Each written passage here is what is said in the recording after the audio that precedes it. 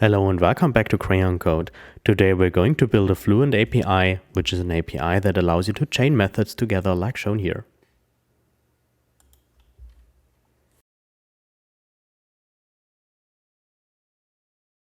Okay, so let's start with a class, because as you can see here, I already put some demonstrational code which instantiates a new object of the message class, and which is the reason why we of course start with that message class. So as you can see here, we are having three different methods, subject, body, and recipient, and we somehow need to store that data which is passed to these methods, and we're going to use the constructor for initializing the basic structure of our message class.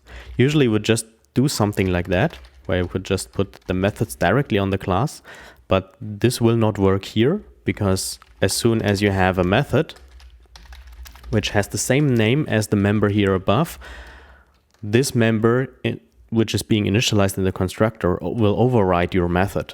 And this is, of course, not what we will want. So we use a simple trick. We nest this inside an object which does not have the same name as these methods. So here we can safely put any member we need, and therefore we are completely safe for overriding our methods or not overriding our methods. So, and now we're able to put one method for each member here in this message object, which means that if we use now the subject method, all we're going to do is that we assign the subject property in the message object the very same value which is given through parameter. But if you keep it like this, the code below will fail, because you cannot call a method on undefined, because we don't return anything here, so the return value is undefined. But there's also a simple trick. You simply return this, because this will allow you to call the method on the very same object, and this is already what allows you to chain methods together and modify data always on the same object.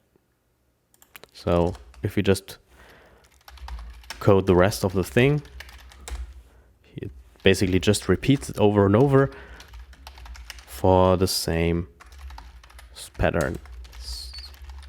And for the recipient, we're going to use a little bit different approach, because as you can see here, I use a singular, but in the message object, there's a plural. So we simply push any recipient which is given here into the recipient's array.